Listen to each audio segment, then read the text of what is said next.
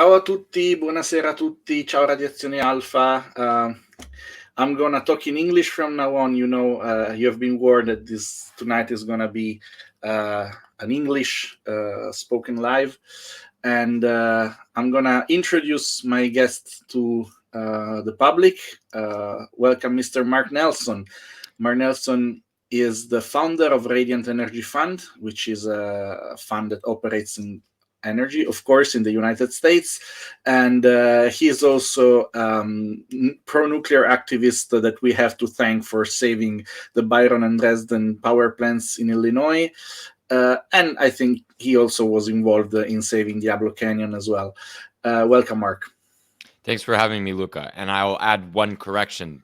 Despite the name, Radiant Energy Fund is a consultancy focused on saving nuclear plants. So charitably oriented consultancy, and I work mainly with volunteers and NGOs around the world who are trying to stop nuclear plants from being closed. Imagine closing a nuclear plant during an energy crisis, right?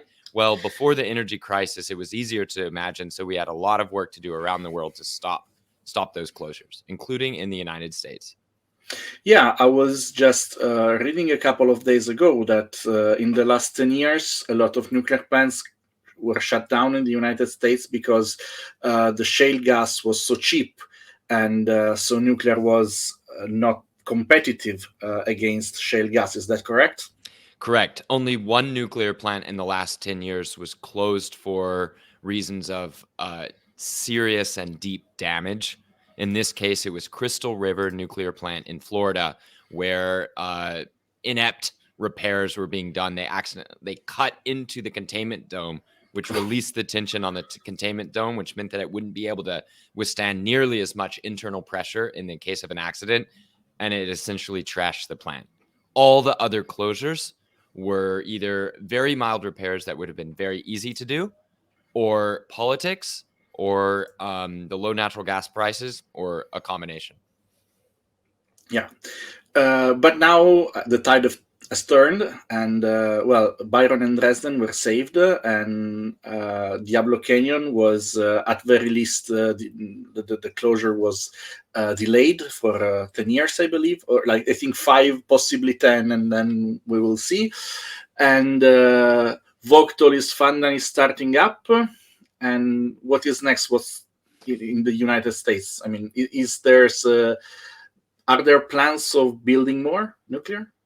There are now. These plans are very new. A lot of these plans are a revival of old plans from 10, 15 years ago, before the cheap shale gas was discovered.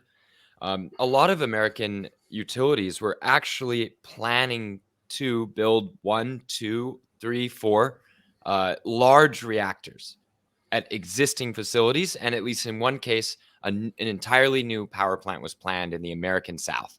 So almost all of these were planned in the South. Why? Because that's the part of the United States that kept the old model of building and maintaining electricity. That is to say, a vertically integrated utility that builds and operates power plants, distributes electricity through lines and wires, and then bills customers. And the way that fell apart in the US is that lawyers and consultants made the argument that if we broke apart that planning and broke apart that system into many different entities, they would all compete against each other to build the right gas plant or whatever. And then once they had built gas plants, the life would be very good because the gas would be cheap forever. It was obviously a horrible lie, a very dangerous lie, but it's a little too late in a lot of the countries. They're only now discovering that there's no way to get cheap electricity anymore because you have to invest and plan together. Nuclear requires a lot of coordination, a very long time horizon, and a lot of investment. It just does. That's what it takes. People are working on all of those things, but at the moment, that's what it takes to plan and build a nuclear plant. Those plans were in the South. Those plans were shelved when gas was discovered that was very cheap. Those plans are starting to be revived. Now, because people have been talking about SMRs, small modular reactors, and some compelling designs are being offered by American manufacturers, some of these utilities are considering getting back in the game through SMRs rather than jumping straight to building big nuclear again. Yeah, I've seen that the SMR market, or soon to be market, is very attractive in the United States. It To me it looked like the United States sort of realized that they lost the advanced third generation train, and they're trying to jump on the next one. So right now, the larger conventional third generation reactors, the American technology is just not on par with the Russian and Chinese ones, and Korean as well. And at very least not economically, which is why all third world countries which are going nuclear are turning to Russia and China for suppliers. So it seems to me that the United States industry is just saying, okay, we lost that train, let's try to catch the next one and be first on that one. And so they're investing on SMRs, and as well as fourth gen project like TerraPower and Oklo and so on. I think that description is decent, and you can make genuinely interesting and compelling arguments for why that would be the case. Let me give you a very short one. SpaceX, under Elon Musk, whatever you may think of them, SpaceX produced small rockets, increased the size, increased the capabilities, and now we're building giant rockets. It may be that to get back to our glory days in nuclear, America has to do the same thing. Build small reactors, a lot of the main components built overseas, like the heavy forged parts. That's where there's a big punch that forms the big bowls that hold the nuclear cores, so the reactor cores. That may be something that needs to take place overseas. And when the order book, when the number of orders and successful ongoing projects in America is big enough, maybe some company will justify returning that capability back to America, which practically invented it. We invented the large reactor vessels. We pioneered all that stuff and then lost the ability to do it in the 40 years between 1980 and 2020. So maybe the argument is we start small and then get bigger. However, if the world keeps ordering Westinghouse AP1000s, and if those deals get started, we can mention what's going slow with AP1000 deals between America and European countries, right? So that's an issue of some importance. But if that goes well, Luca, it might be that we return to Westinghouse's 1,200 megawatt reactors in the US sooner or simultaneously with SMR programs. Okay. Well, I know that at very least Ukraine has a very big order in place for for Westinghouse AP1000. The chief of Energoatom, which is the state utility of nuclear energy in Ukraine, basically said that the very day after the war is over, they will start building the new plants, and they even retrofitted some incompleted VVER to become AP1000 in one of the plants. So I don't know about other European countries which Westinghouse. I know that Westinghouse is basically competing to build reactors in Poland. I'm not sure. I'm not sure if whether Poland already chose the American design, because I know that the Koreans are competing as well. Check and see next week. Okay. Okay, well, you know more than I do, of course. There are already some questions from the viewers. I'm going to ask you one that's interesting. What's American plan for the spent fuel repository? I think they mean the geological repository. Why can't you use the military facilities to stock spent fuel? This is actually a good question, because I know that America already has bunkers which are made to contain radioactivity, in which they basically throw away the waste from the nuclear military program. So why can they be used for civil spent fuel, since it's not that much anyway? Right. So great question. And actually, that second one's really interesting. I've never gotten that before. And it took me just a moment to think through some of the reasons that I'm sure we would hear, or may have been said in private, because I haven't seen it as part of a public discussion. Let's go with the first question, however. That is the one, where is it? Right. So the first question is, what's the plan for the repository? The plan for the repository is, and this is very dear to my heart, later, later, later, later. Let's worry about that later. This is good because you only need a repository later. How much later? In my opinion, forever later. But in other people's opinion, maybe near term later, like 20, 30, 40 years. It's no real health concern. Nobody's getting hurt and there's plenty of room. That's not the issue. The issue is that the American government required utilities to pay into a special fund a few cents per kilowatt hour into a special fund to pay for the final repository of spent fuel.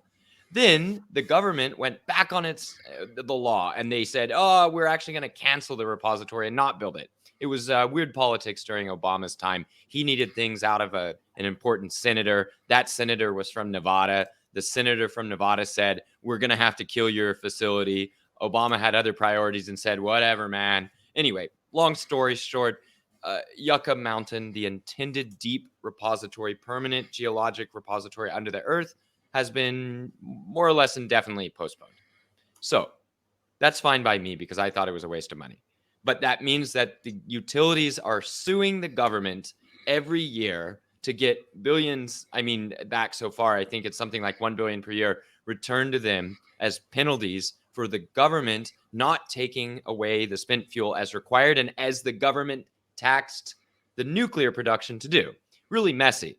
As far as I can tell, the government says that the best way to deal with this at the moment is to get sued by the companies. It's sort of a cooperative suing, if you will. It's just to get the legal Okay. process going. Oh, it's a complete wreck, but there's no stakes for public safety. It's just a vibes thing. So, what is our current plan? Our plan is an intermediate spent fuel storage facility, which would allow the companies with nuclear reactors to send the spent fuel to one spot, the government to stop getting sued, but also not to have to build the underground repository yet, just later.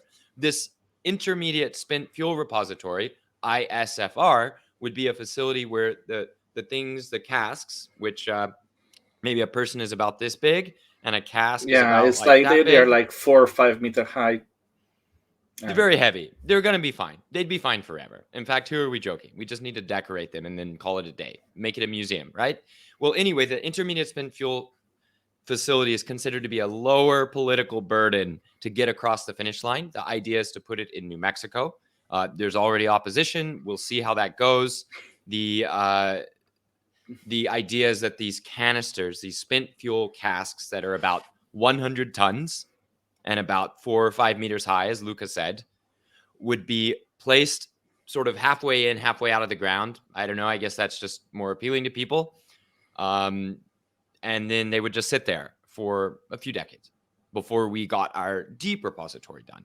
So the second question Assuming is, you'll never need one. I mean, I always say that a geological repository might not be necessary at all, because at some point we will be digging into that repository to take the spent fuel and recycle it in 4th-gen reactors. So I maybe, don't. yeah. That's kind of a bet on either 4th-generation reactors on one hand, enrichment costs on another, recycling facility costs on another. But maybe, yeah. Never Well, say I mean, never. Might as well. Yeah. I mean, eventually, at some point, extracting new uranium will be more costly than recycling old one. Eventually, it will be. I mean, might take centuries, but eventually, I think it's gonna be the case. Maybe. We'll see. But look, it might as well. So the reason why I'm a little bit more hesitant than in the past, Luca, is hearing just the dumbest, stupidest shit you've ever heard from what the French are doing to justify their recycling system. For example, one of the outcomes of the French recycling system is an internal metric at EDF that says that if you have natural gas physically available, and if wholesale electricity price gets high enough that natural gas can be burned at either neutral or not a loss, you have to turn down a nuclear plant using recycled fuel to save the fuel, and you have to start burning the natural gas instead, even if it's at the start of a giant energy crisis. It's going to kill a bunch of people in Europe. Why the fuck is this? Because the idea of recycling is mainly at this point about the feeling that we have a scarcity of fuel. But once you have the recycling facility up and running, there's the desire to keep using it. It's a little bit. I'm just saying it's not quite as straightforward an issue as I thought for many years. And this No, it's not. crisis and the gas crisis has revealed all sorts of really dumb activities that the French do to help destroy their own economic base and their own efficiency of their nuclear fleet, and that's one of them. Yeah, well, speaking of France, right now they're dealing with strikes in the nuclear industry, which are, I mean, they have reactors that have been under maintenance for weeks. They should have been above 35 gigawatts of nuclear power by now, but they're still like 28 or 27 because of strikes. I can't believe they're really having strikes in a moment like this, but I guess it's Why France. not? When it isn't a moment like this, they get their nuclear plants shut down, right? Again, sorry? When it isn't a strike like that, when it isn't a crisis, the French nuclear workers get their plants shut down, their pay stagnates. French nuclear is abused and mistreated in policy. Like, what time? I mean, you're right, but like, what was France doing during our supposed climate crisis? Wasn't it a climate crisis? Shouldn't that have been a sign that we really need the nuclear in France to work well? I guess not, Yes, right? unfortunately, the European Union set a target for a certain amount of renewables in your energy mix, which in France has been sanctioned for not getting the percentage of renewables that are required, even if their energy is actually cleaner than the countries which has this renewable percentage, which is complete nonsense. But again, like the European Union is. Suffers a lot from lobbying from supposedly green groups. So some of their policies are just nonsensical. Uh, Well, I mean, or they're sensical, but just a goal that has something other to do with the survival of Europeans, European wealth, or even climate change, right? So there must be a goal. It just doesn't connect with the one that they claim it does, or that people think that the goal is for, right? yeah. Well, a thing that you haven't mentioned, and it has some importance, unfortunately, or fortunately, because it means we still live in democracies, is the fact it's people's opinion. When you say we will, it's not so necessary to recycle spent fuel. Well, spent fuel is a concern for a lot of people. So providing a way to recycle it might not be the most straightforward thing to do economically wise. However, it might dispel a lot of concerns from the people, which is why I strongly support it. True, I hear you, and I've advocated things like that, but there may be things that matter more to people now in this emergency than that one specific outlook, and there may be much cheaper and economically advantageous ways to talk about waste. Like, if you may have seen, my colleague Madison Hilly wrote a brilliant thread recently. I think we could Yeah, even put it in the comments I for did. people, where she makes a very angry and impassioned argument that because people don't know what they're even scared about, the attempt to answer those fears with engineering before the fears are dispelled is wasteful and arguably dangerous, maybe even counterproductive. Can be. In nuclear safety, it's definitely like that. For decades, we tried to solve people's fears by adding layers and layers of safety in nuclear plants, most of which are redundant and useless. And now people use that as an argument to prove that nuclear is dangerous. Because if it wasn't dangerous, then why build so many safety systems? And like, well, because you asked for it, because the people asked for it. Exactly. So it's a Exactly. Yeah. circular logic. Yep. A circular logic that interrupts the circle of life, I suppose, this winter if it gets too cold. Yeah.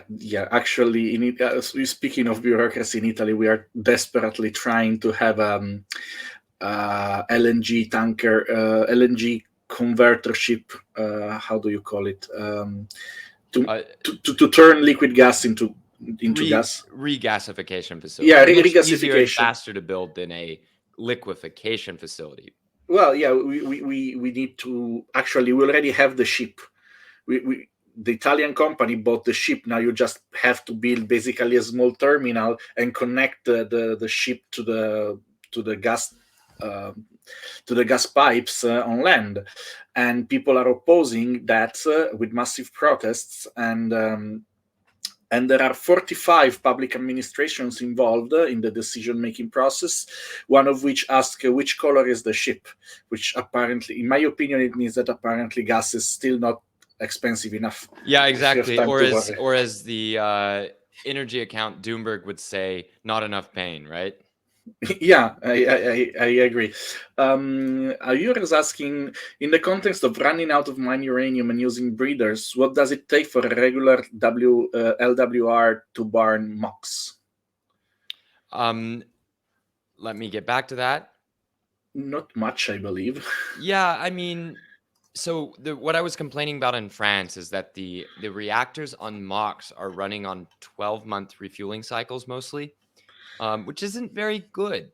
That's really bad. That's about, I mean, the best refueling cycles for a light water reactors on normal fuel can be up to 2 years, right? Currently, a lot of countries are examining whether that's a sensible next step with slightly higher enrichments, initial enrichments. So there are advantages and disadvantages.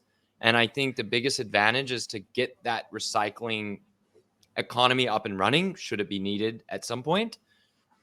There's not a huge advantage right now.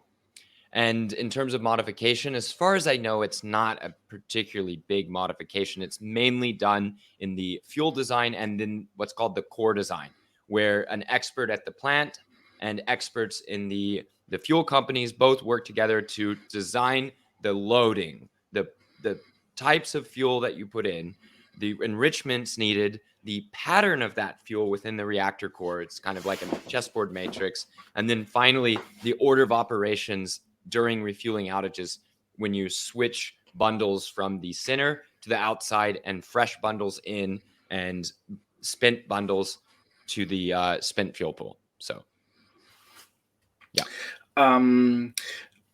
So I have a question.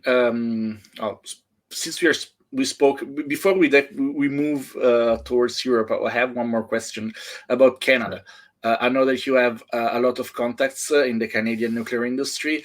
So how are they doing? I know that there have been progresses being made in about saving the Pickering nuclear station, and Indeed. well, there's also big news about Cameco acquiring half of Westinghouse.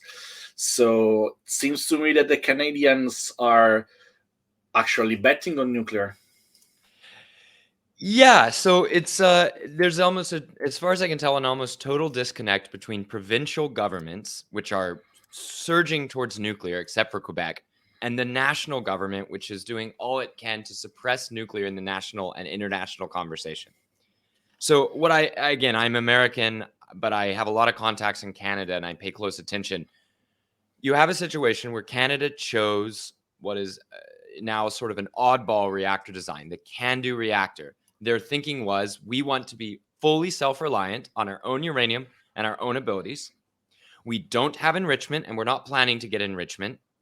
We don't have heavy forging and we want to get started straight away. So Canada chose a reactor type that makes it to where you can build a lot of reactors at a plant really quickly. In fact, one right after another, without the ultra heavy factory manufacturing required for the American style plants with the huge reactor vessels and huge steam generators and other parts.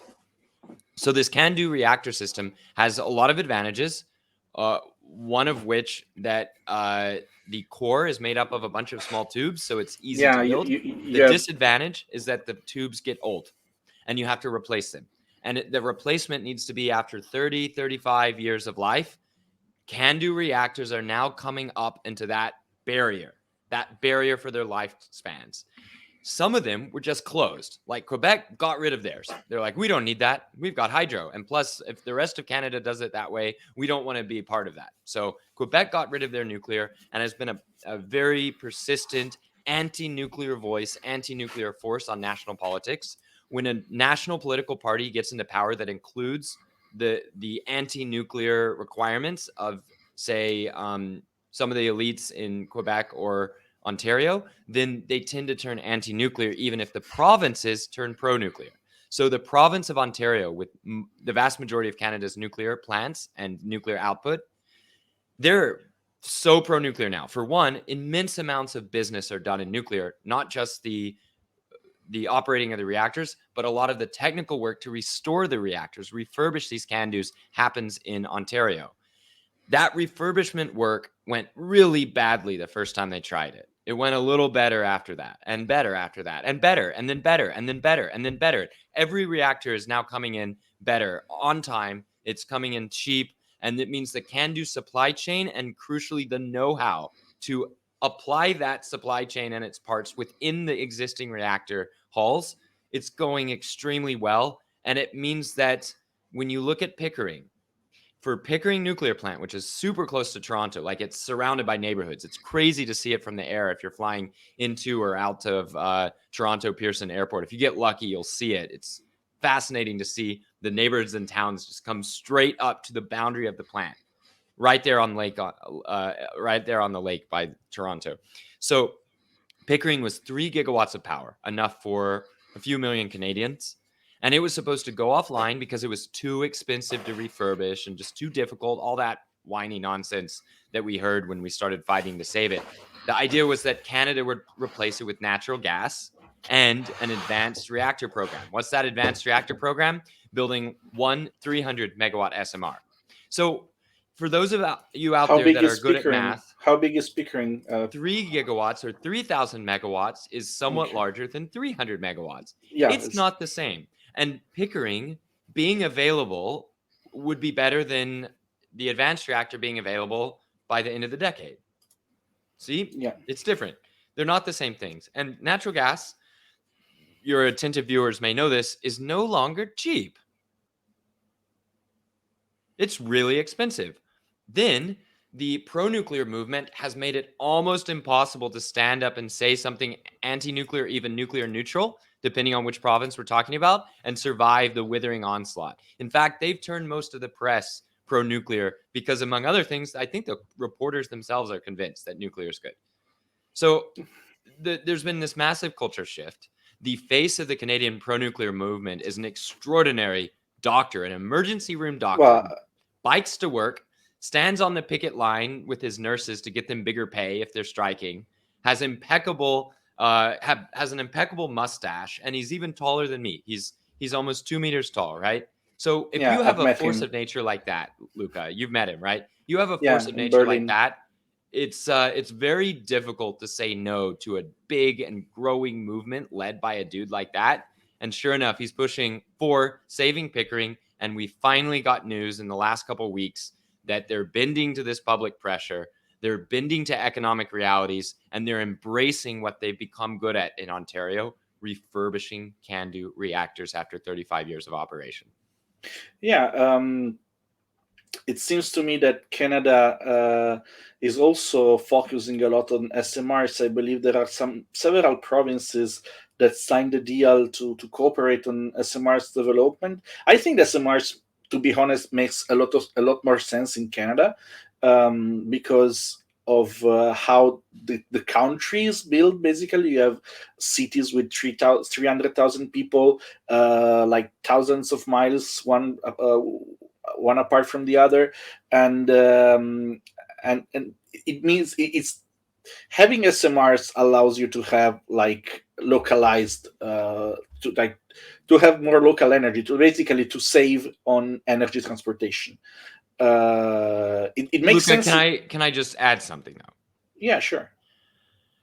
Somebody I put out a tweet a few days ago. I was flying into Chicago and I got a beautiful window view of downtown Chicago, Yeah, all lit I up with saw that nuclear tweet. lights. You saw that, right? Well, somebody said, "Oh, Chicago's no good. Come to Minnesota. Minnesota's really great." I look up Minnesota. Minnesota has a nuclear plant quite nearby, just a few minutes drive away. Right? Not Minnesota. Minneapolis has a Minneapolis. nuclear Okay. plant about 50 minutes drive away, about 10 minutes in a little aircraft. You could fly right over, right? And this power plant is right by a big casino. Okay. And it's two 520 megawatt units, about the same size as the SMRs that Rolls-Royce is going to build. Yeah. Is that an SMR or not? Because it was built in the 60s and 70s. Well, I think it's not because what qualifies, I mean, SMR stands for small modular reactors.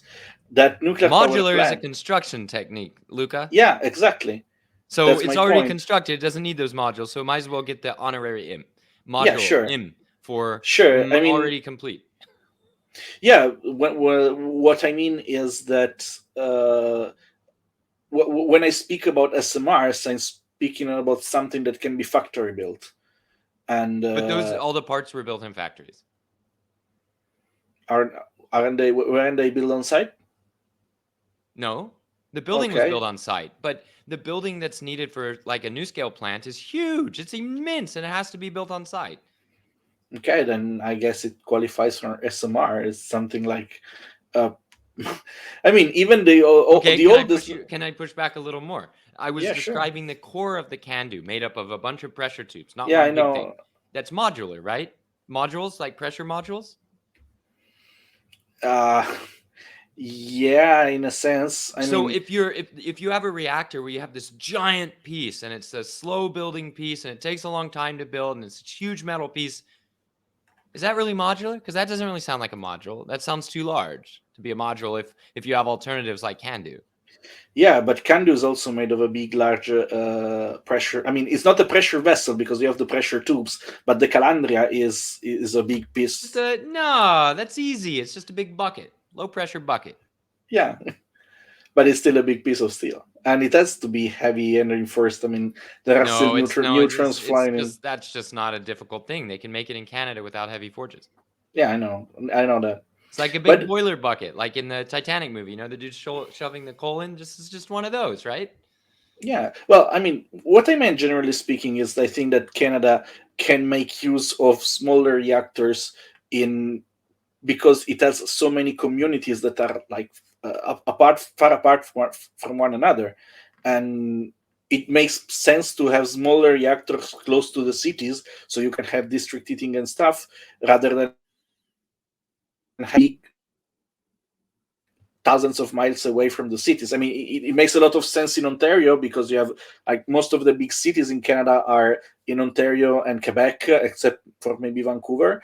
But in other Canadian provinces, I think that, I mean, if I remember Canadian geography well, I believe that in places like Saskatchewan or Northwestern Territories or Alberta or whatever, I believe that smaller reactors might be more useful. Just it's just my thought. I mean, it's just logistically.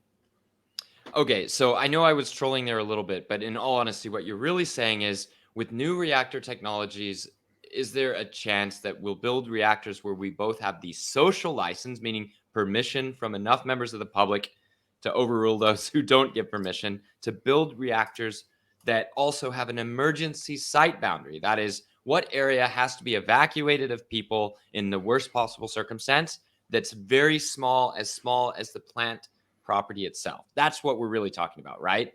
And Yes. then being able to build it in or around existing settlements rather than letting the settlements grow in around existing nuclear plants.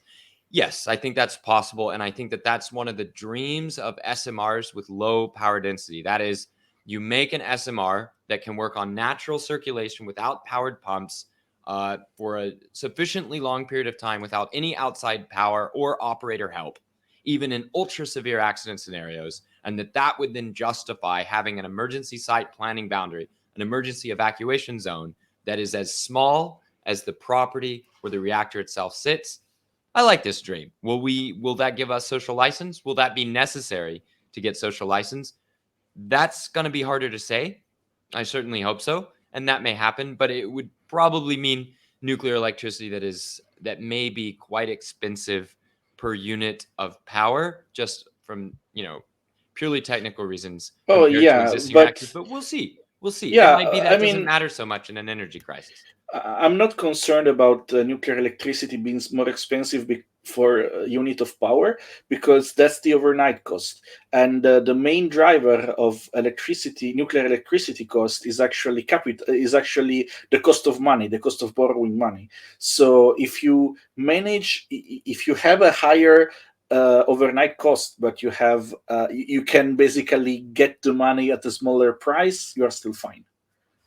Yeah, and then you keep going in that direction more and more, and you end up with something like the big wind projects that don't quite pay themselves back over each lifetime, but have very predictable construction schedules. Short, Yeah. predictable construction. They don't quite pay themselves back, but you know you can build it. You know you're probably going to lose money, but you know you can build it. We'll see how long that sort of energy is acceptable. And what we're describing as a nuclear plant is a little bit more in the middle. You know it's going to be expensive over its lifetime, but it will be short to construct and a known construction timeline. We'll see. Now, Luca, if I may, there's some really spicy questions in here. I Yeah, think sure. no Sure. question is too dumb. I No, just have no. some that I can't interpret, but we'll get to all of them. Yeah, So, for sure. example, somebody said, was the Second Amendment conceived because they knew you would need guns to defend yourself from Greenpeace? I reject this. I don't own any guns. I don't think violence is a good answer. And I want to say that Greenpeace is able to bleed itself dry of support and members without any outside intervention, especially in the United States, where I think that Yeah. interest is going down. Like Yeah, they have to pay. they also spell Greenpeace that way. I ignore Yeah, that one. Yeah. they are No, just. I I mean, reject this. Greenpeace is going to go away of its own accord. yeah, I agree with you. By the way, some of my viewers are just joking.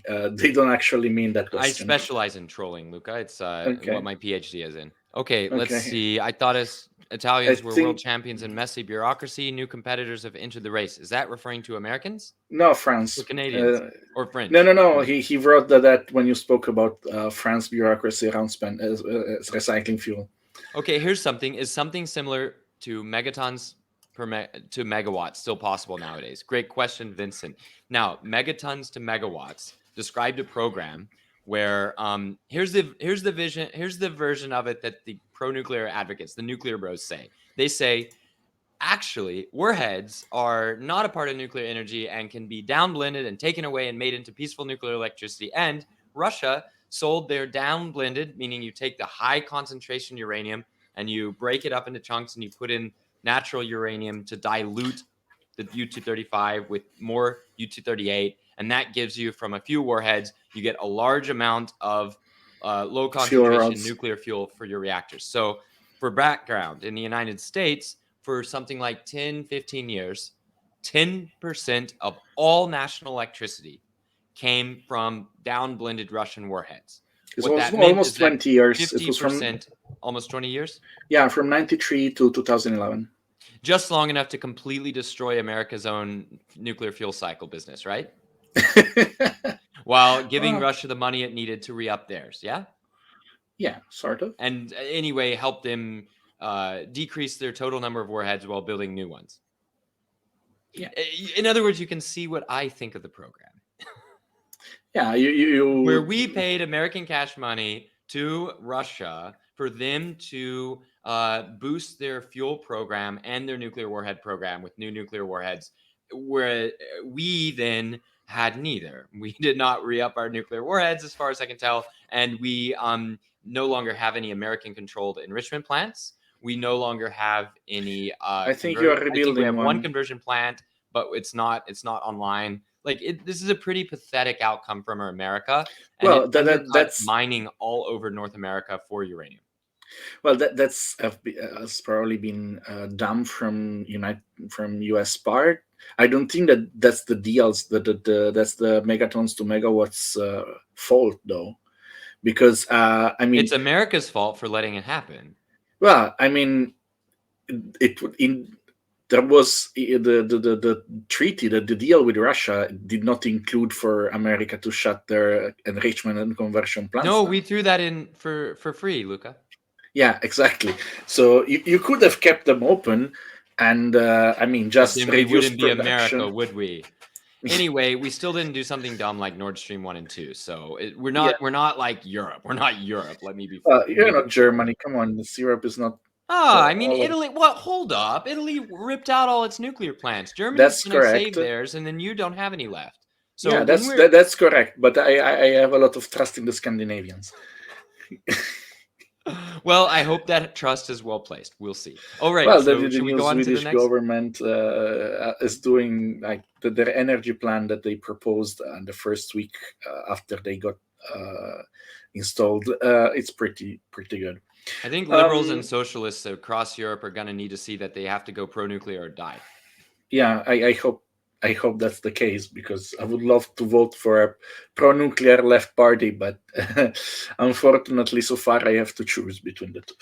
Okay, another one. Sorry, I I was going to was say I was regularly checking nuclear monitor is an emotional roller coaster from Riki. I thought that was a fantastic comment.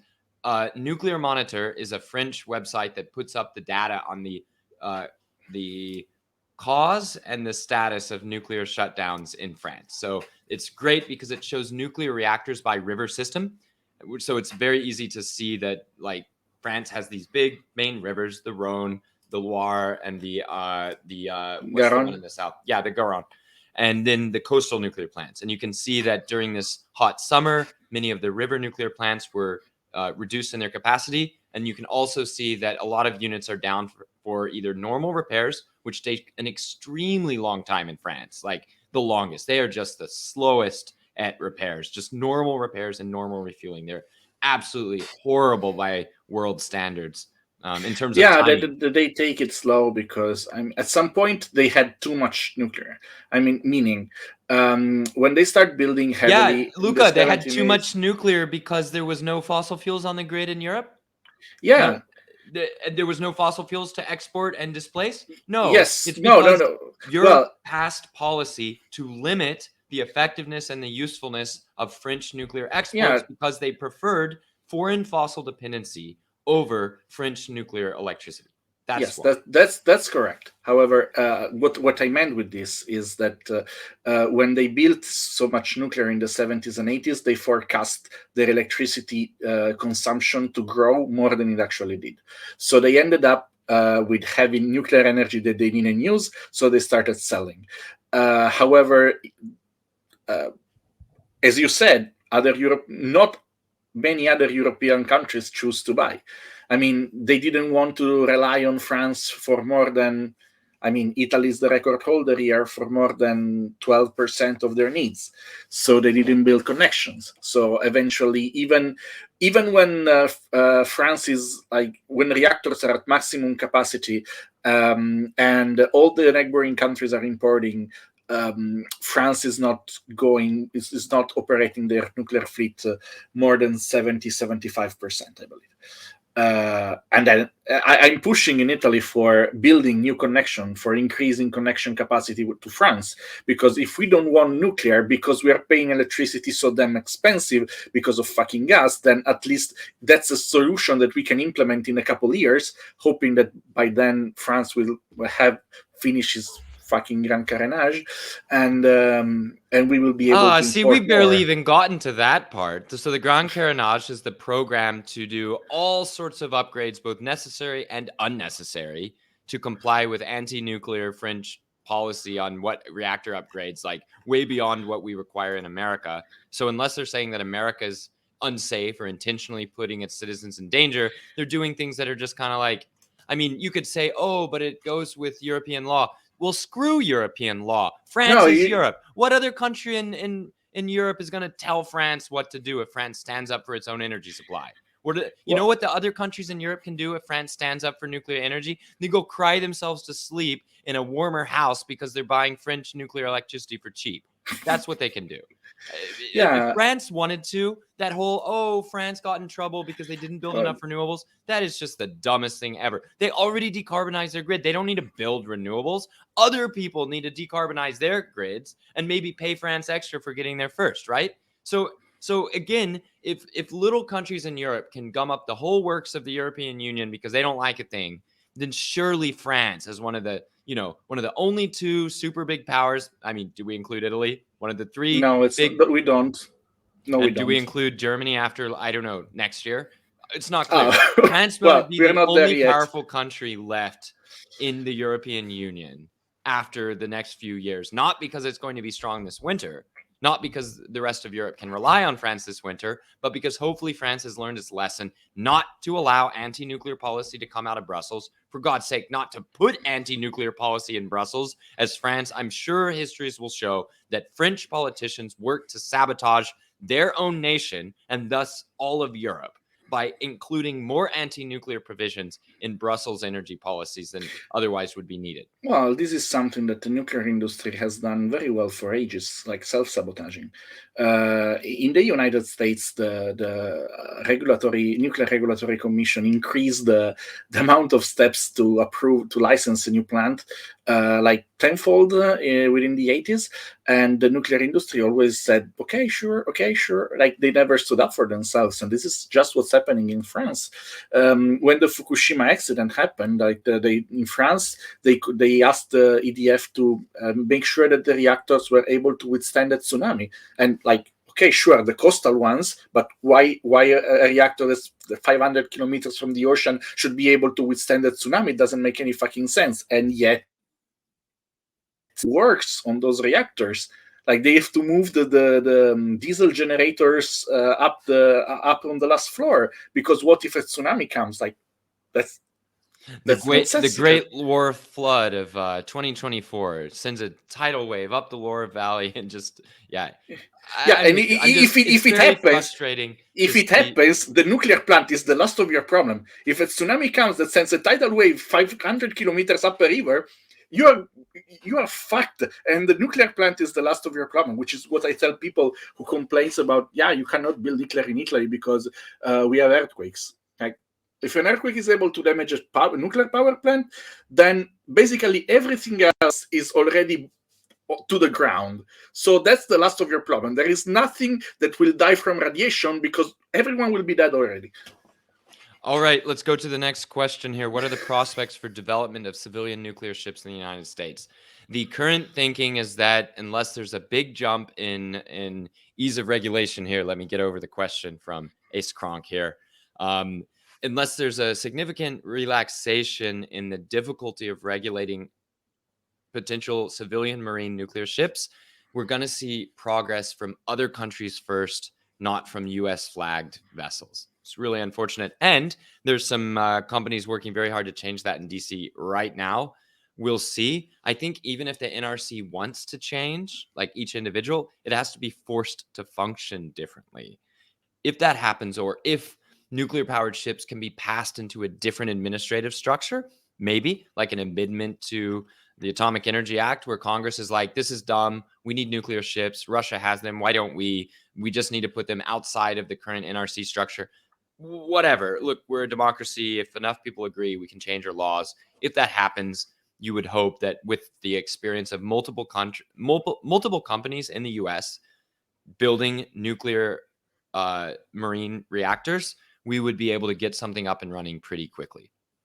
I mean, we're very good. We've made a lot of generations of nuclear marine reactors. Several different companies have operated the naval nuclear labs that manufacture these reactors. There's a lot of experience. That might be one of the better prospects for quick USA return to the nuclear world scene. But we'll see. It's not clear yet whether that can happen coming out of the NRC. But yeah, the idea that these giant military aircraft carriers are cleaner to operate than civilian ships, pretty crazy. So I think this one is also interesting. Great. Maybe we're interested, but it might be more that we're interested in whether other countries are going to be interested. We get as much uranium as we need from any number of countries around the world, from Kazakhstan, from Canada. And we still are struggling because we haven't restarted our own uranium mines. There's a lot of political pushback whenever a new mine of any type gets proposed in America. Huge amount of red tape that they have to go through, not the least for uranium mines. So I think that we would probably be interested in restarting our own mine production first. We have some decent uranium ore. And then Canada has extremely good uranium ore. It's just not a big concern for us. I think it's more interesting to the US that other countries will be able to potentially make their own uranium concentrates, not U-235 maybe, but make its own uranium like U3O8 from seawater. So as I've heard, laboratories are showing reduction in the difficulty. The current number I hear is something like $200 Yeah, uh, same I heard. per pound, right? Not per kilogram. $200 per pound, or 200 per Yeah. kilogram is the sort of cutoff where people expect that seawater extraction becomes viable. Yeah, I think that 200 per kilogram is the cutoff.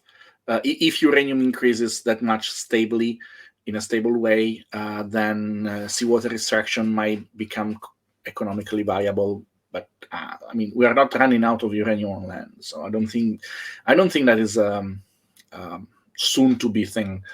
Okay, this is We saw a also great one. Yes, great. I was hoping we'd get to this one. So, Magic Mike Douglas says recently Microsoft entered into a PPA with Ontario Power Generation for nuclear and hydropower. Yes, so this is the first that I know of. Now, the traditional way for big tech to use nuclear is this: to do this huge announcement that they're going to be total 100% renewables. So that's first. You announce 100% renewables. Next, you build your data center next to a nuclear plant, as close as you can to a nuclear plant that also has other factors that you need, like not heavily taxed, some workers, cooling water, just a few things you'd want. And then you don't buy any nuclear power. You buy a bunch of certificates that say that in some other continent or some other state at some other time of day, some other year, somebody generated some amount of renewables, and you are magically transporting that to the time and place of your choosing. It's absolutely bullshit. It is complete nonsense. These companies have known that from day one. They haven't cared. They've lied to the public. They've lied to themselves. And they've watched nuclear plants go out of business, with the owners of those nuclear plants begging the local data centers to just accept their electricity that they're physically already using. They're just not accepting credit for using it. These are just the worst abuses of physics and engineering by lawyers and consultants that are part of the oh, traditional green energy that's state. just I exactly absolutely how hate it. that's exactly how Europe works. A lot of utilities are offering to the people 100% renewable contracts, which basically mean they sell them certificates. And I'm trying to explain that, like, it doesn't like, but it's keep going. Like a couple 5 days ago, they kept telling the story like Greece ran on only renewables for 5 hours. No, that did not happen. What happened is that Greece generated as much renewable energy as they were consuming, but fossil fuel plants were on, because otherwise, as soon as the sun goes down, the country goes blackout. And of So course, the islands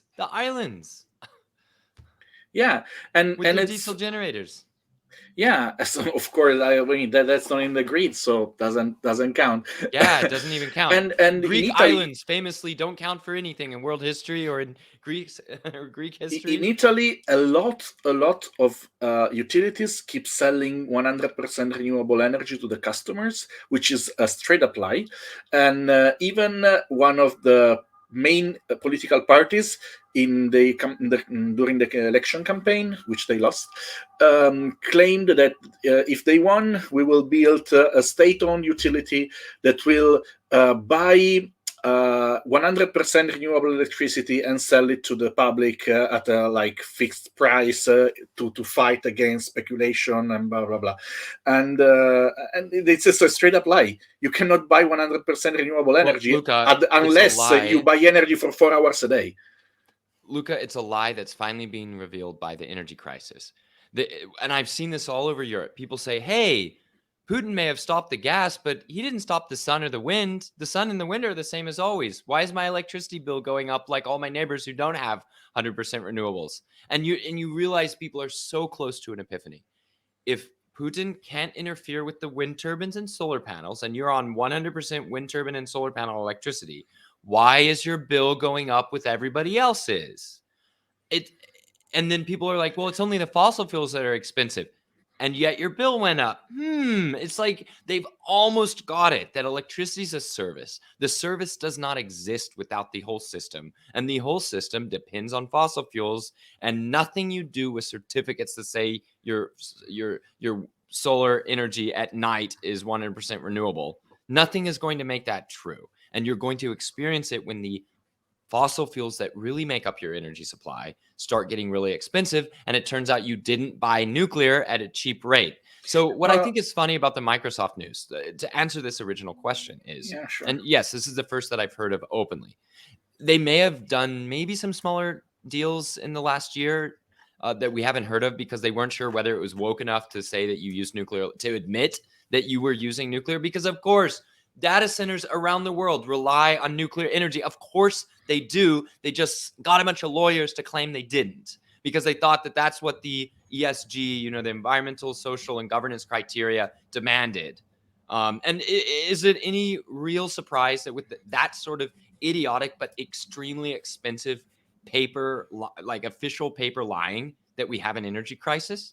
It's expensively produced lies to intentionally reduce money flows into reliable energy. That's what the purpose of those plans were. Now that Microsoft says they're doing it, it's utterly unnecessary to save the nuclear plants. The gas prices are high. So in these stupid electricity markets that we see, not in Ontario, they demarketized the electricity market because it failed. But in other countries where they have electricity markets invented by the most brilliant econ professors you've ever met, these markets don't actually work, and they're really dangerous. But while they do work, they killed nuclear plants during the times when natural gas prices were low and nobody like Microsoft or Google was willing to buy or claim to buy the nuclear power. Now that the gas prices are high, the nuclear plants are getting enough money to survive, meaning you don't have to sell your power specifically to Microsoft or Google.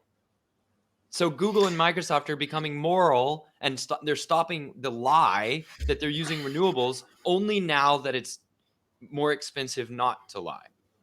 Or it's more expensive to lie, so only now they're claiming, oh, we did some advanced mathematics and it turned out that nuclear plants that have flat output work well with data centers that Data have center. flat demand. Well, I think you are optimistic in the sense that what I'm seeing now in Italy, that we have the energy crisis and we are experiencing it heavily. Like the last month increase in electricity bills was 60% because of a public intervention of tens of billions of public money to lower the bills. Otherwise, it would have been more than double, which means like a flat 120% increase on the electricity bill. But now politicians are starting to tell half the truth. So they tell the electricity price is made up by fossil fuels, even if the electricity is generated with renewables. So now we have to reform the price mechanism in order to make electricity cheaper. They're not still telling the whole story, which is we don't have energy storage built for the grid. There's no such things as a grid scale energy storage system. There is. It just can't be afforded. It can't be justified now that we have renewables. So I was just in California, where one of the pump storage facilities in California is a 200 gigawatt hour facility. 200 gigawatt hours of storage in one facility. Okay. That sounds like grid scale to me. Does that sound like grid scale to you, Luca? No, it doesn't. Italian grid consumes 300 terawatt hours per year. That's a year. That's a year. Yeah, but you need seasonal storage. Well, first of all, it's 300 terawatt hours, so it's 1,000 times bigger than California's storage pump, whatever. So because the year has 365 days, then you would need at least to triple that California storage thing. But even then, you need you don't need to save power for just one day. You need to save power for weeks, because a couple of weeks without wind in winter might happen, and you don't want to go blackout in that case. So you don't just need a day of storage. And especially in Italy, we made the math, because we have some experts in my team. we would need to save basically because in Italy we don't have a lot of wind, but we have a lot of sun. But the sun generates a lot during the summer, and the energy consumption is higher in winter. So even if we stick to current consumption, we do not account for electric cars and electrification of heating and industry. Even if we stick to current consumption, we would need to save 60 terawatt hours, which is roughly 20% of our consumption, 60 terawatt hours from summer, and store them through winter in order to make it. And 60 Luca, terawatt and hours that's is the a lot that's the more. right, and then that's the killer thing. If you have seasonal storage, it means making your revenue once a year. That's just simply not viable. Even weekly storage means making your revenue once per week, 52 times a year for whatever capital and expenditures, operation expenditures you need for the life of that storage. It's why batteries are not, they do not have a business model beyond minute to minute storage, or in the most extreme cases, daily cycling. Even there, it's very, very difficult to justify even very cheap lithium ion batteries for daily storage of electricity. That's just not enough cycles to pay off the cost of a short-lived capital item like batteries. Okay, I do have to cut off at 4, meaning we will be very sad if we don't get to all these questions. I'm going to go a little bit faster, but get Sure. at least an Then keep illustrative in mind I have answer. one final question for you at the end. Okay, got it. So have any tech companies helped finance new nuclear projects? Not really, not yet. But a lot of tech entrepreneurs, tech billionaires have become fascinated by nuclear. So the line between these two things is converging a little. The Microsoft thing is interesting to me that they're first when Bill Gates is the name most famously connected to advanced nuclear among all the tech entrepreneurs, right? So that we'll address here in a moment when I talk about my favorite 4th gen reactors.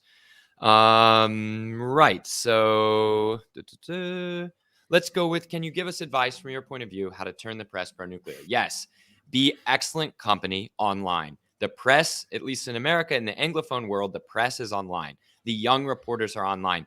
Find the reporters with only 1,000 followers. Find the reporters with only 400 followers and be good company to them. Don't be a big pack of weirdos like the last generation of nuclear bros, sometimes including myself. Be excellent company to up and coming reporters who are curious.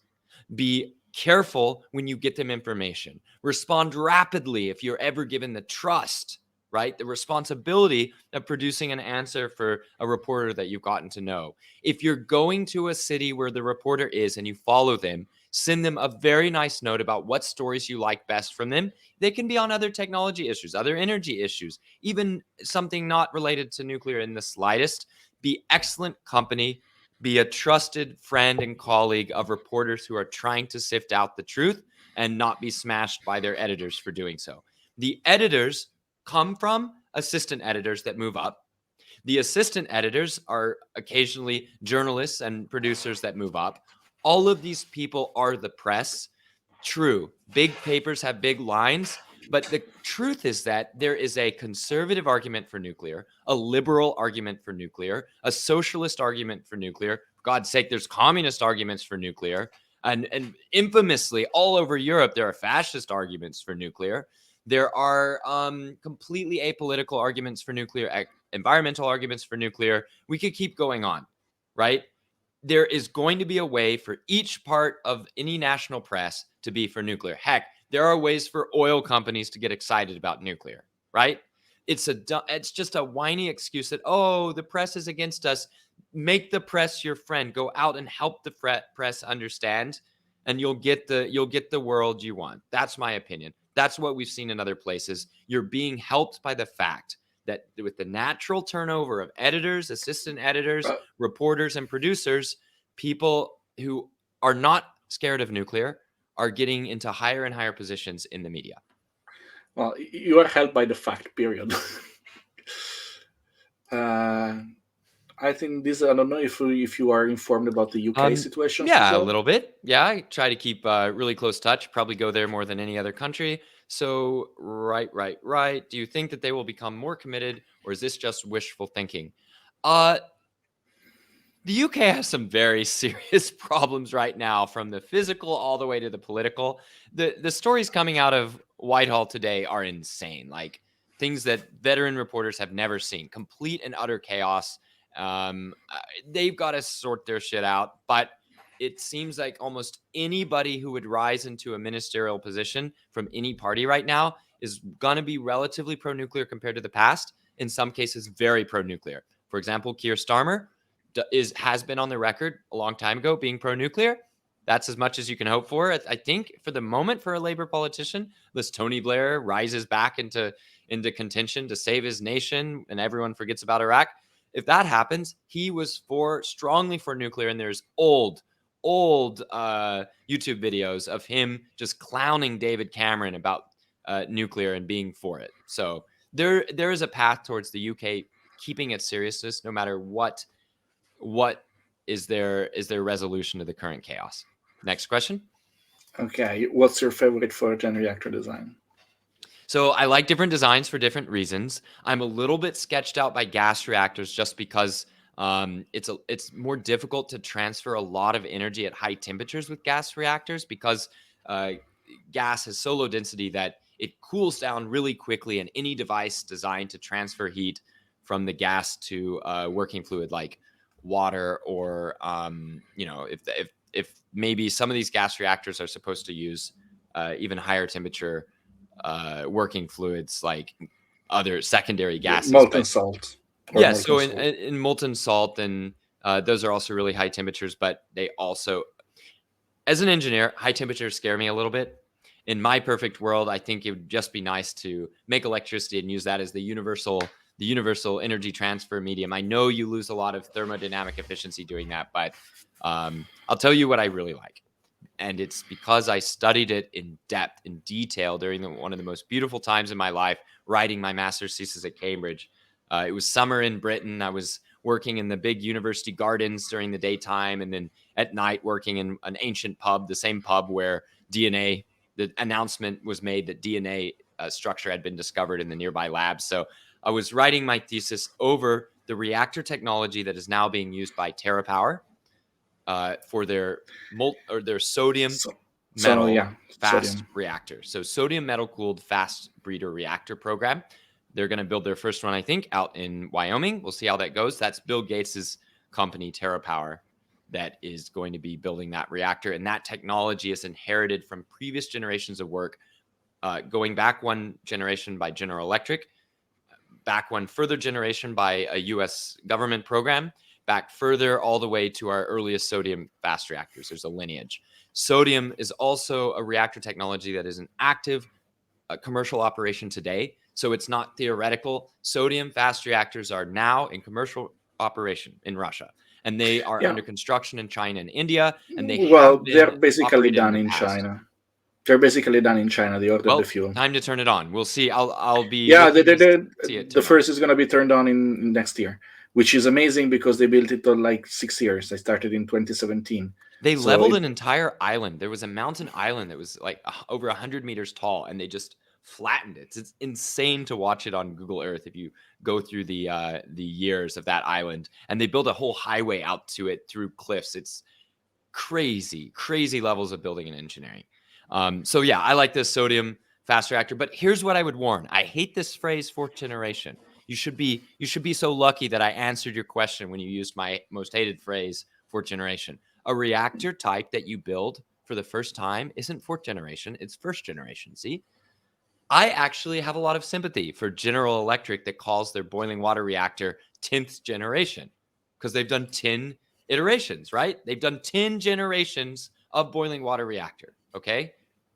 With the BWR6 being the 6th generation, ABWR being what, 7th or 8th, ESBWR being 9th, and BWR X300, that X stands for 10, 300 megawatt. That's the General Electric Hitachi BWR SMR design. I just don't like calling reactors 4th generation if we're building commercial scale. It's actually something very American, indeed. What, the branding? We are the best marketing country in the world. You have to admit it. We are the best at marketing. Yeah, I totally admit it. Not But the like best at building nuclear, but we'll work on that, shall we? I mean, I'm just saying that the generation division is like an American concept. We spoke with people from the International Atomic Energy Agency who told us that basically to the American industry it is important to label things while other countries do not care so much. Right. What's the best path forward for new nuclear? Marcus mentioned CAN2 produced in India featuring thorium helio fuel cycle. What's the realistic overnight dollar to kilowatt figure for that? So just thank you again for the excellent question, Magic Mike. You've given me an opportunity to talk about one of my absolute favorite nuclear technologies. Now, Clean Core Thorium Energy, that is CCTE. You can find them on Twitter at Clean Core, I believe. Let me just make sure that's their handle. Yeah, so it's Clean Core Energy on Twitter at Clean Core Energy. They are a client of mine. They're one of the only advanced nuclear companies based in Chicago. I'm based in Chicago. It's a match made in heaven. And here's another reason why I love it. They're taking one of the best reactor types, one of the most ignored and overlooked reactor types, which we talked about earlier on the show, the CANDU from Canada. And they're fixing one of the very small things that you could argue keep CANDUs from already being advanced nuclear today. They're taking the fuel, which is natural uranium, and they're changing the shape of the pellet a little bit and the composition of the pellet. Instead of natural uranium, they're using a little bit of HALEU, that's high assay, low enriched uranium, combined with thorium. That together is a very interesting mix when you put it in a heavy water reactor. What is a heavy water reactor? It's a reactor that uses heavy water as a moderator and typically as a coolant too. As a moderator, what does this mean? It means that when an atom splits apart and a neutron All comes my out. readers know it. Okay, all your readers are We do pretty extensive. great, Luca. So your readers are a big pack of nerds. All right, so you put Yes, they thorium are. with enriched uranium in, and over the course of that fuel being in the reactor, it converts the thorium to uranium 233, uses it for energy. Over the course of the fuel being in the reactor, something like half the energy is actually from the thorium and half from the uranium. Very cool system. It takes the fueling, which in a normal CANDU is a major part of plant operations and equipment expenditures.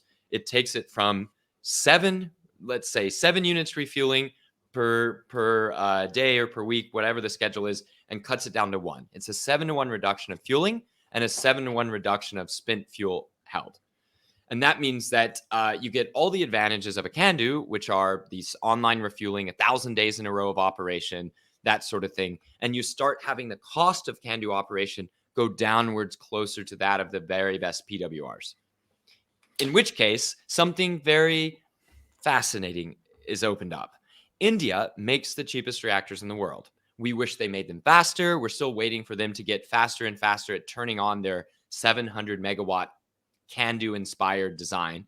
They have an indigenous design with an indigenous supply chain. Yeah, they're Entirely within building. India. They announced they're building 10 more starting from next year. They Right. hope that's So, achieved that fast. and they're going to be building these for something like, it appears, something like 2 billion per gigawatt. So the Vogel reactors are coming in way over budget at about 16 billion per gigawatt, and that's a 16. lot more than about 2 billion. Chinese PWRs appear to be something like 4 to 5 billion per reactor. Russian PWRs seem to be 4 to 7, 4 to 8 billion, depending on which country and how many they're building. French reactors, let's not even talk about that. It's really high. And then any The others to mention, Koreans, Koreans are going to be between 3 5, and 4. 6, maybe No, 8. it's less. I think it's less. They're not making much money on the 5 billion per per gigawatt. Okay, I need to adjust. So about 4 billion per gigawatt. Yeah, Apologies, I need to because adjust. you were thinking about reactors, but they are 1.4. Yes, of course. So the reactors at Baraka are about Baraka 1 point or is 6 1.4. billion per reactor, so it's basically 4 billions per gigawatt. Yeah, about that. So the question would be, would you be able to get another plant for the same price? We'll see. It's not clear how much money they made at those prices in the UAE. But right. So if you have a price that's maybe half that, And if you can retain that level of pricing while exporting from India's supply chains to other countries, then you have a nuclear that's cheap enough to decarbonize, say, the developing world while growing it. That would be fantastic. What's the role of this clean core fuel then? Well, partly it eliminates plutonium production in these reactors as long as you're using clean core fuel. I think that would make a lot of countries feel a little bit less nervous about the spread of heavy water reactors. Also, it increases the accident tolerance of the CANDU reactors. And it's not a big deal because CANDU reactors are already pretty much the safest of any operating reactors today. But they The, still have a small reactivity coefficient that is the positive positive. void coefficient of reactivity. That is not, as far as I'm aware, it's not completely eliminated with clean core thorium fuel, but it is strongly reduced, and they have the Well, absolute it's already best fuel pretty scientists small. in the world working with I'm them. just saying that for the viewers, the positive void coefficient in candle reactors is much smaller than it was in BMKs, and it's only at a certain operating temperature, so it's nothing to worry about. But still, it makes the design technically legal in the United States, for example. Technically, yeah. Now, I mean, look, there's going to have to be better regulation in place before we get a lot of the exciting designs being proposed. But if that happens, and if Clean Core is pushing for it, and if Canada is pushing for it, we might see a return of CANDU or the Indian pressurized heavy water reactors to world supply chains. I think that would be a very valuable. That would be valuable to world nuclear revolution. Okay, my girlfriend's asking, couldn't batteries make power purchase agreement deals? You previously spoke before about the fact that Selling or battery. buying or both? Selling power or buying power? Because batteries are not power plants. You're saying, could batteries make power purchase agreements with nuclear plants? In other words, could batteries act as load and buy that power? Well, sure. I think they have to figure out their PPAs now. I think it's a lot more practical that batteries get built by utilities who know where and when that power is coming from, and that the siting of those batteries is optimized to both where the electricity is needed, like where the load is, but also where the supply of energy is located. It's one of the weaknesses of co-located batteries with renewables. If that renewables is way out in the countryside, that's not an amazing way to optimize the service batteries provide to keeping people's power supplies up in the big cities. Okay, just a couple more questions because before I ask my final one, and then you have to leave. What happened to Kirk Sorensen and Fliebe? Since it disappeared. So I just spoke in Albuquerque at the 11th edition of the Thorium Energy Alliance conference, so TIAC. I really appreciated going there. Fellow advocates from around the world were there. Interesting technologies were pitched. A really lively crowd, and people who had been for nuclear longer than some of the people in the movement that I work with have even been alive. It was really cool to hear the stories of people who were for nuclear and were the only people they knew who were for nuclear, as opposed to almost all of us who heard about nuclear from one of these advocates. So Kirk Sorensen actually had a video that was put out by my friend and advocate extraordinaire up in Canada, Gordon McDowell, who invited Kirk Sorensen up in 2010 or 11 to Calgary for a TEDx talk, then shortened the video down and put it on the internet. I saw that video. That's how I chose to go to grad school for nuclear engineering. Rest is history. Grew my mustache, started flying around the world, right? But we don't really hear from Kirk. The idea that I sort of hear is that he's a little hard to get along with. I haven't met him, so I cannot give you any Confirm or personal deny? testimony, but also that he wants nuclear to succeed in the world very specifically through one very specific reactor technology. And nuclear succeeding not through that technology is maybe not good enough for Kirk. So the heart of my speech in Albuquerque last week was that those looking to thorium for a nuclear energy revolution, well, they may have been misplaced. Their hopes may have been misplaced. The revolution did happen, but it was in the people, not in the technology. Yeah, I actually totally agree with you. I explained to I love thorium designs, by the way. If they asked me what's my favorite for generally design, I would say molten salt thorium. But still, it's a design yet to come. For now, we have to focus on what we have and build as many large light water reactors, or can do, as we possibly can. So A few other comments. Just want to do this. I did not go to Albuquerque to meet Mr. White. I actually haven't seen the show, but I hear it's very good, so maybe I'll see it sometime. And then in New Mexico, there's Los Alamos, an important place for nuclear history. Yeah, tell me about it. I worked at Los Alamos before I was ever interested in nuclear energy. I worked as an engineering intern before my last summer at an engineering school as an undergrad. Absolutely love Los Alamos. Anyone who's really interested in nuclear history has got to go to New Mexico. You need to go up the hill, as Los Alamos is called. You've got to go up on the mesa and see what you can, what's available to the public to see of the lab. It might just be looking from across a bridge. There's a museum in Los Alamos that's outstanding and worth visiting. There is an incredible museum that hosted the Thorium Conference in Albuquerque. Gotta recommend. You need to see the high desert of New Mexico and eat that, the chili sauce covered food to really feel your nuclear history. I yeah, can that's heartily something. recommend it. That's one of the places I wanted to visit next year. I already told you about my will to trip to US Yeah, and Canada. can't wait to help host you on part of that trip and maybe even accompany you if I'm welcome to show you some of my favorite places. This is the last question from the viewers. You are the head of Electricité de France. What do you pursue? Refurbishing old plants or replacement with new ones? What strategy makes sense? Refurbishing old plants. Okay. There is no evidence that EDF can make new plants. Instead, they should become very good at operating their old plants, and for God's sake, they should uprate. Why is EDF they're the only company that's too special to operate reactors? Get over yourselves. Purge your own management. I guess that's easier said than done if you're the management. And then fight for your role, keeping France alive and maybe even great again if you can solve your issues.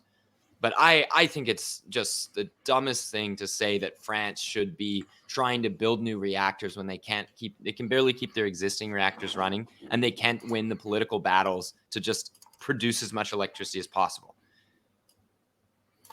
Okay, so but yeah, I gotta say, I know very nice French people who disagree with me on that. I think you're wrong, and as an American, we have the right to tell you what to do, right? No, just kidding. But you should get your reactors up to world standards because they're not there yet.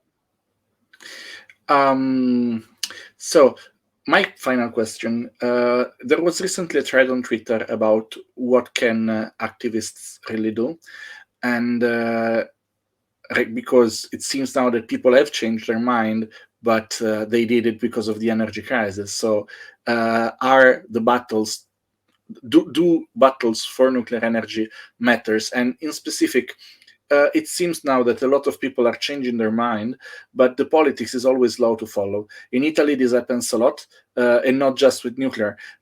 Even when the majority of the people is already for something, they are not for strongly enough. What I mean is, most of people in Italy would now accept nuclear, but they're not really fighting for it. While the people who oppose nuclear, they fight against it. So the politicians tends to follow the one against because they would shift their vote on this issue, while the others won't. And the same is happening in Germany, by the way. Right now, the very majority of people is for keeping the reactors open, but the Greens are threatening to make the government fall if new fuel is ordered. So, what's the role of us? And by us, I mean the international pro-nuclear movement, to change the perception of politics and to shape basically the future. This is the most important phrase I can give you, Luca, because this is a very personal question in some ways, because it's something you're clearly asking yourself as one of the most extraordinary, self-made nuclear advocates in the whole world. I think I can safely say that at this point. Your engagement on Twitter is off the charts. Even a Twitter, not an old hand, but I've been tweeting pretty hard for a few years now, and I can really appreciate what you've built and what you've done. I love it. You're kind of asking, what can you do? Well, this is the biggest phrase. There is always a next step. No matter how hopeless it looks, there is some next best step for you to do in the next 10 minutes, in the next hour, in the next year. Okay? There is never going to be a time, no matter how bad it is in Italy, in Europe, or in the world for nuclear, that there's not something important to be done moving forward. In the case of Italy, I mean, look, we had the question about the press, right? There's one. Go meet the press. Go be Yeah. the press, right? Well, Okay, I've recorded that's two what you're doing. interviews. This is your news, right? I recorded 2 interviews for 2 primetime shows, but they haven't aired yet. So I'm actually tapping on the guys who, hey, well, will my interviews be aired? Do another one. Okay, here's something else. The people who are intolerant about nuclear need to be matched by other people who are equally intolerant about wanting nuclear. Yes? Yes, I agree on that. And you've I'm got to building. find the fellow movement leaders. Here's another thing. Leadership is what you take. Power is what you take, if we want to get scary and weird about it. Machiavellians say, one of the most famous Italians who would be able to give you some advice here, you need to form a group of people who feel comfortable talking to each other about next steps in nuclear, and they need to be people high up in industry. They need to be people high up in finance. The time is right. There's never been a better time. You need to find your group of insiders who just love talking and thinking about how to fix Italy's energy woes and are willing to consider nuclear. You have to be the leader you've been waiting for. Thank you for the advice. I'm working on it. I have projects. Thank you, Mark. It's actually 4 o'clock for you. It's 11 p.m. here. Thank you for this very pleasant chat, and you're welcome to be hosted on this channel whenever you want. Next, I'm trying to get Chris. I would love to speak with Mark Linus as well. I think it would be a great guest to invite. Squeeze all the Replanet people until they give you Mark Linus. Oh, I will. I definitely. I know people in every planet, so I'm gonna squeeze them. Thank you very much, and goodbye. I'm closing the transmission. Goodbye to everyone, and See you, good Luca. night. And thanks everybody for the fantastic questions. It was a real joy.